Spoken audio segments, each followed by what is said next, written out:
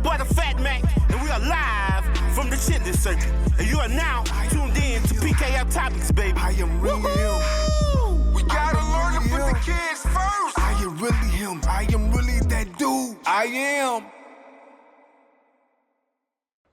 Welcome to PKF Topics. Orlando, Doc Gooden, how you doing? Man, I'm great, man. It's an honor to be here, man.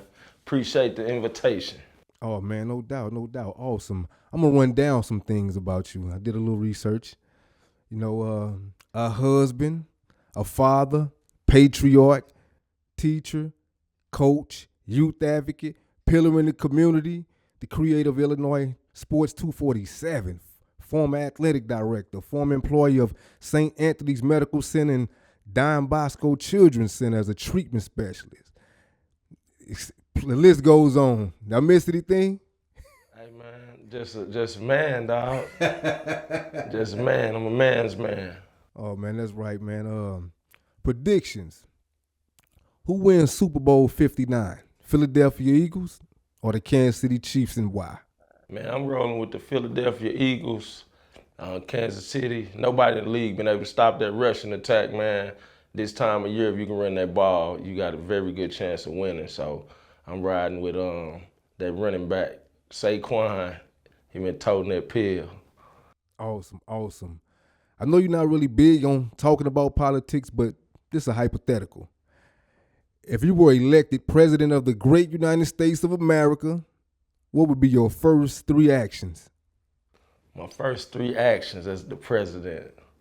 Man, that's good, man.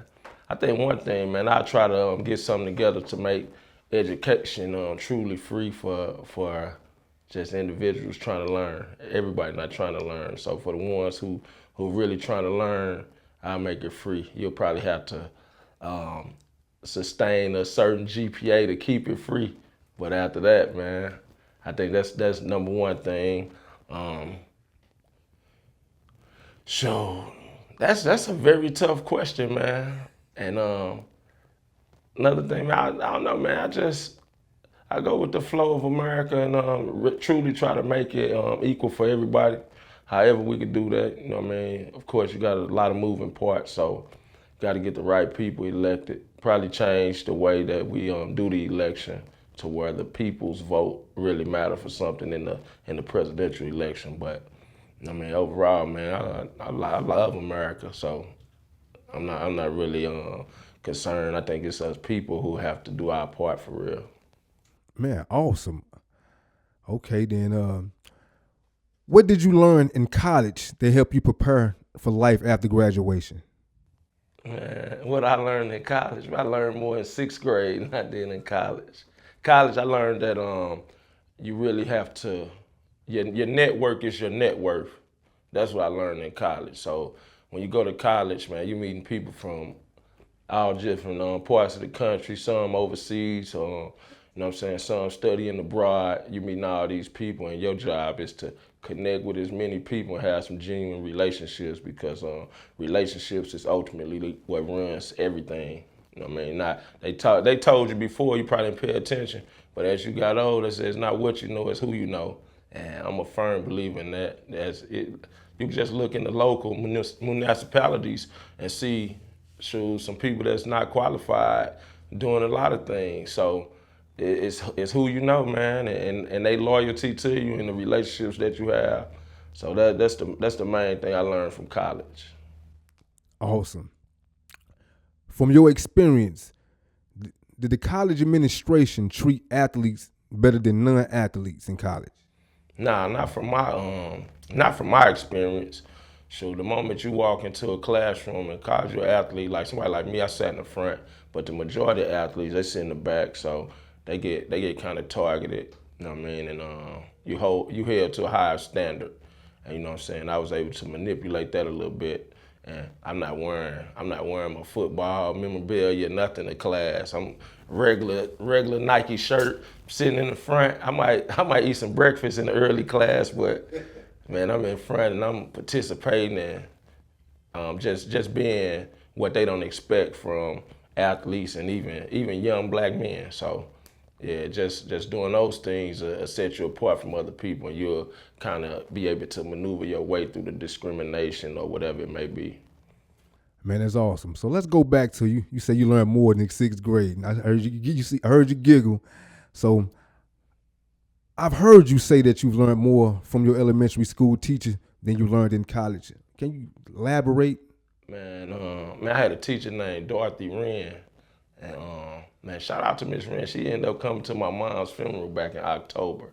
So Miss Wren, I was God, you know what I mean? I was riding past the Board of Education, and we was off work for whatever reason. I can't remember why, but she was up there trying to get in the board. I'm like, oh, nah, nobody here. And I'm looking at her, I'm like, excuse me, what's your name?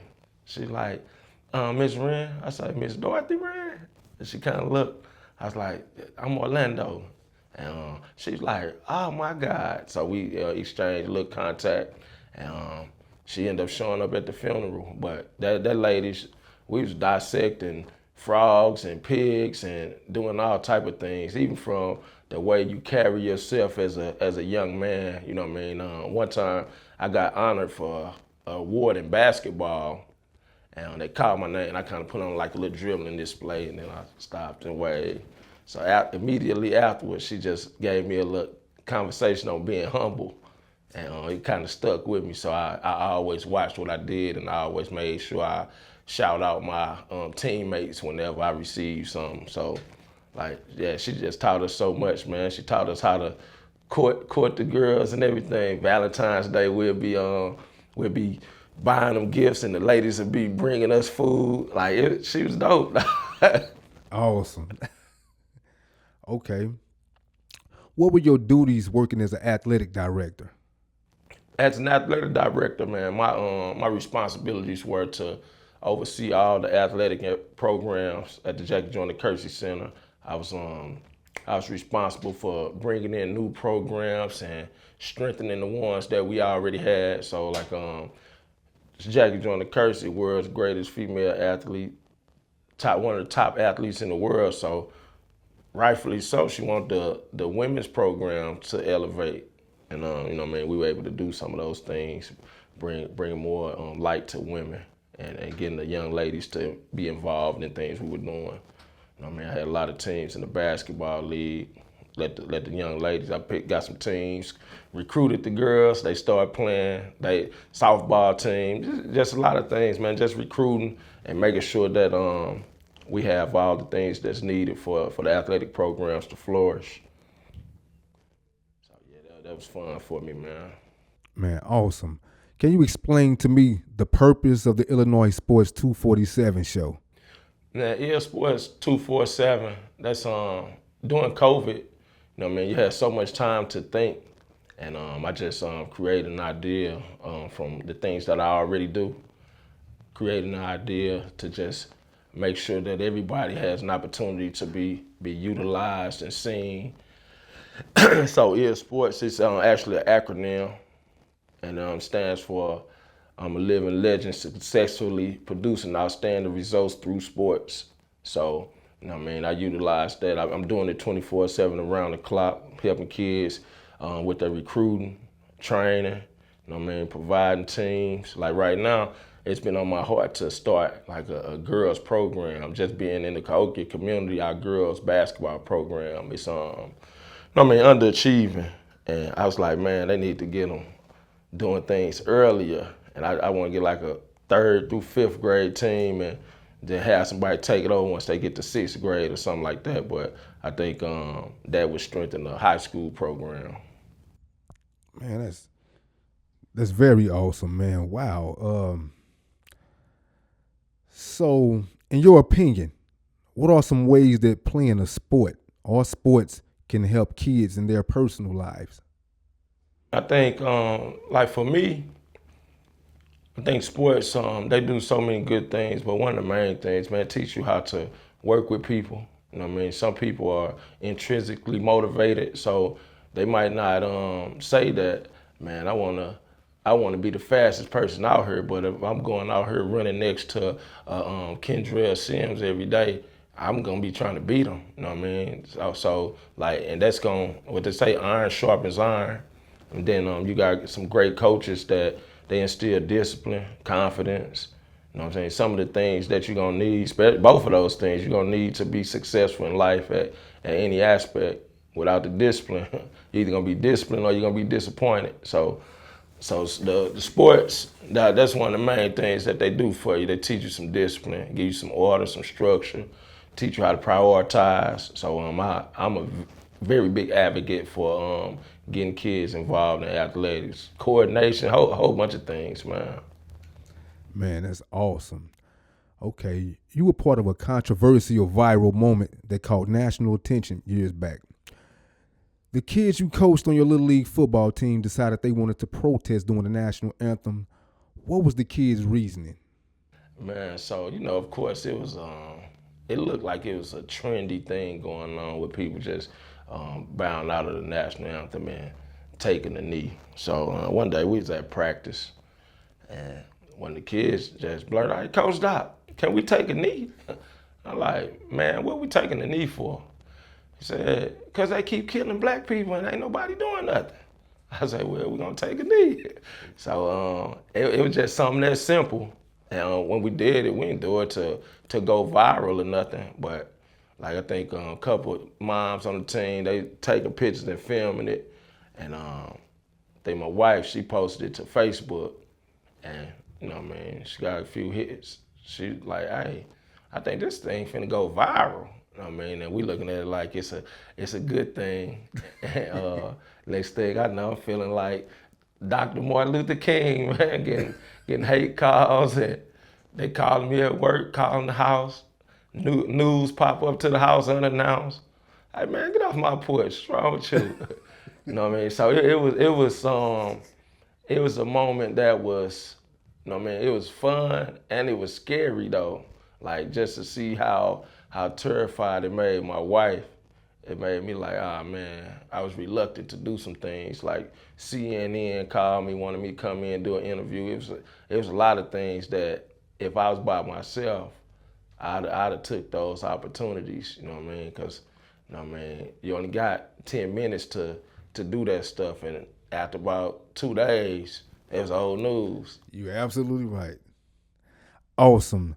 Were there any teachable moments and life lessons taught to the kids from that backlash received from the protest? Man, I don't even think the kids really felt any backlash, because didn't nobody know those kids, For me, I got some calls. My wife got some calls.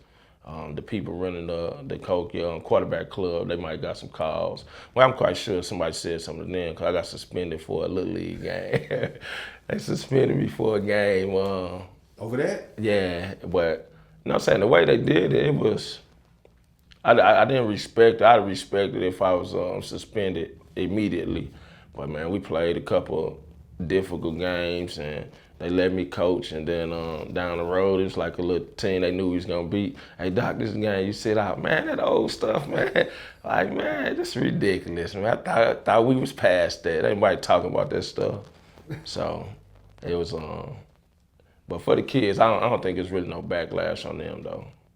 Awesome. What's the most valuable lesson you've learned from the children you've worked with?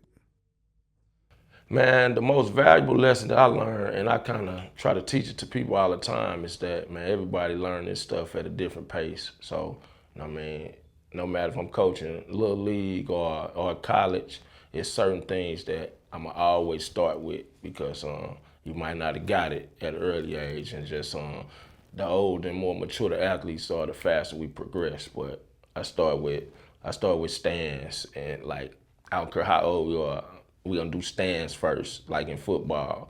Basketball, we're gonna get in the triple threat. Like, it's just certain things that we're gonna start here, but it's an accelerated program based on how well the athlete is or how well they develop.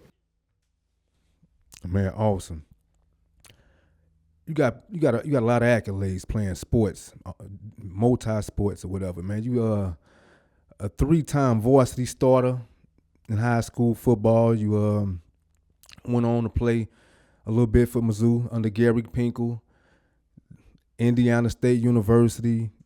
You got a chance to do Arena Football League, a lot of things. And what makes Orlando Gooden qualified to be a head coach of any football team? Not only do I have the experience, man, I have the mental fortitude and I have the right temperament to be a leader of men. I mean, a lot of coaches, they just want to be the coach. Like I do this stuff either if I'm coaching or not. Kids still lean on me for guidance and advice, and you know what I'm saying, college coaches, they still contact me and want to know who the recruits are, who the people they should come see in the area. So I know that just the relationships that I have with the people in college, some of these people are people that I played with and against. So like I'm still highly respected in the coaching game, man. It's just not football, it's any sport for real. Awesome. How did you feel about the Cahokia Comanches' performance year after year while you were head coaching? I think under my guidance at Cahokia, I think each year we improved. I think ultimately I was building a program. I don't think Cahokia ever had a program. I think we had good teams that came through. And what I was doing was laying the foundation so it could be a good program moving forward. And I'll start at the bottom, man, just instilling the things about being a student athlete. You know what I mean? In my time, you know, I transferred into Cahokia from District 189, so I didn't really know much about Cahokia. And when I got there, man, there was so many quality athletes, Division I caliber athletes that wasn't getting those type of scholarship opportunities, and it was because they weren't being the total person, which that's a program I implemented at Cahokia when I was there, called a Total Person Program, man. And what we do, man, you have to be a student athlete and you have to be, you know what I'm saying, socially adept to do the right things in the community. So it's not just being an athlete. We have to just do the right things all the time, man. Do what's right, not when you want to, but all the time. And, you know what I'm saying, handling your school work, that's the main reason you're in school. And that's the main reason you're gonna get to play at another school, meaning collegiately. And just instilling those type of values in the kids, I'm already gonna demand that you work hard and do the things necessary to make yourself a better athlete. So I think under my leadership, man, I was a head coach 3 years, 2 years, we were conference champions. It hasn't been many coaches to do that in their first 2 years. My third year, we won 7 games. We had to take 2 forfeits though, and you know, man, I think that showed that we were going in the right direction. Just being able to do that, and if we don't take the forfeits, that'd been 3 conference championships in a row, and you know, man, we'd had high seeding play. Just a lot of things, man. I think we were going in the right direction, and I really think I was building the program, and just for the simple fact, you'll see football players run into class because they want to be late because it's a penalty for that. You have to see me, especially if I catch you. Wherever that bell ring, I'm gonna make you do a 3-legged bear crawl to class from wherever you at. So the further you are away from your class, the longer you have to do it, and you get a little public humiliation from it. You got your peers laughing at you. They don't want that, and then it don't feel good. So that's a double negative. You know that equal a positive every time. Oh, yes, sir. Miss Wren taught me that in 6th grade. Man, I love that, man. Awesome, man. I want to say this next question, man. Probably, man, more than 15 people asked me to ask you this. But they got their own opinions and they in their feelings. Why were you fired from Cahokia High School as head coach? Honestly, you know, man, I wouldn't typically answer a question like that, but honestly, man, I think it's just because I'm not a yes man. You know what I mean? I'm gonna do the right thing, and if you got some substance behind what you want me to do, then I'm gonna do it without no question. But another thing, I don't sit around waiting. I feel like all of us have resources, and I feel like some people that's in charge of different things, they want to get credit for everything. Whereas I'm a person who I don't really care who get the credit. I just want to get the job done. You know what I mean? So if you on my coaching staff and you got a better rapport with a kid, I don't care that you the one telling them you have to, hey man, you got to do these things in order to be successful. Because if he ain't receiving it from me, I don't care that he receiving it from you. And some people, they want to be the, you know what I mean, the source of everything. And I mean, I just can't respect it. I'm in my feelings, but awesome. How did you earn an NFL tryout, and what did you experience doing your NFL tryout? Man, I actually didn't get to go to my trial, man. The Bears, the Falcons, and oddly enough, Philly, they were gonna bring me in for a trial after my senior year, but I needed to have surgery. I had a sports hernia, going into the last game my junior year at Indiana State. I got a sports hernia, and so my senior year I played with the sports hernia, and afterwards, you know what I mean, I was having the surgery, so that's why I ended up going and play arena ball to get some film and potentially get another opportunity to try out. But I just want to be a family man after playing arena ball. It's like, man, I play this game too violent. I was like, the arena ball not paying me enough to play this way, man. Awesome. Whether good or bad, what do you think the city of East St. Louis and Cahokia Heights will look like 10 years from now? Man, that's a question that, you know what I mean, I'm an optimistic person, so I can only think optimistically. I think long as we getting the right leadership in and we demanding the right things from the people who living in these communities, I think the community can always get better, man. Well, I think people are ultimately smarter than they were years ago. I think collectively, if you put your brains together and work together, I think you win, and you can win. At the end, they say what team stands for together, everyone achieves more. Exactly. So, man, I think if everybody working together, we can be a very great community, man. You can just see it in just the people who come out the community. Like you got out of Cahokia and East St. Louis, man, some great people that's known all across the country, all across the world. You know what I mean? Just East St. Louis alone is people who got Olympic gold medals. You know what I mean? So like this is a very rich area for talent, and I'm not talking just athletics. We got some talented people. We do more. We do so many things. We got Miles Davis from this area. And this area, we rich in talent. So it's just about having the right people supporting your own and just pushing people forward. Like you never know how far a phone call would take you. Like I reach out to kids that I coached. None of my coaches ever called me when I was in college. You know what I mean? Nobody knows that first year of college when you redshirting or something, that's tough. You doing all this practice and you don't got no game. Like that's tough on a kid. Like I had a kid, I text him because I heard he was in the area. I'm like, man, school in session. Like, you retired? He's like, yeah, man. Stuff went for me. I was better than some of them dudes and blah, blah, blah. I'm like, man, you should have talked to me before you made that decision because it gets greater later. You know what I mean? These coaches, like they were at the junior college, so these coaches, they got kids who already been there a year or 2 years that they trying to get to the next level. Like sometimes you gotta wait, man. Have a little patience. Work hard, have some patience. And I mean, I think when they hearing that from people that they respect, I mean, they take it in. They can't always hear it from their parents. What they say, the community gotta raise, man. Take a village. That's what they say. So, yes. So like, man, everybody gotta do their part. And I get so upset that so many people that's supposed to be a part of the village, they just ignore the fact when people are out of line. Like it could be something as simple as a kid walking down the hallway cursing, walk past 10 people, and then get to me. I'm like, man, watch your mouth.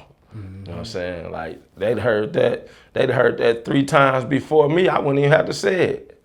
I'd be like, man, I like how y'all conducting yourself, man. Keep it up. I can be positive. So, man, take a village.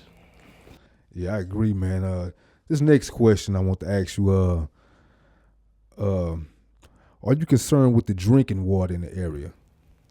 I mean, you have to be concerned with the drinking water in the area, man. You can go to a couple of different houses on different blocks and the water don't even taste the same. So, I mean, that alone should scare you. You got the chemical plants in the area. Like the water always been terrible in this area, I would think. And I know everybody gonna drink it when it's hot, boy. I don't care what you say. You outside in that heat, somebody give you a cold glass of that ice water, you gonna knock it down. Awesome. I asked you that question because I was diagnosed with 2 illnesses before, and I still have them now. They ain't going nowhere. And I lived in Florissant, Missouri, over there by Coldwater Creek, and they had a lot going on, and I believe that affected me drinking that tap water over there. So I'm gonna look into that. But that's why I asked you that. Yeah, I definitely don't doubt it, man. That's why so many people are very particular about the water that they drink. I mean, we never heard about alkaline water and things like that when we were young. No. We drinking out people's water hose, man. I hop the gate and drink out your water hose. Awesome. If you were in a position of power to create your own 3 school curriculums for Cahokia School District, what would the curriculums be? Curriculum, man. 3 curriculum, man. I think when it comes to curriculum, at some point you have to have the curriculum that these individuals are gonna need moving forward in life. So you have to have something about financial literacy. You know what I mean, that'll be a part of the curriculum, financial literacy. Another thing that's big would be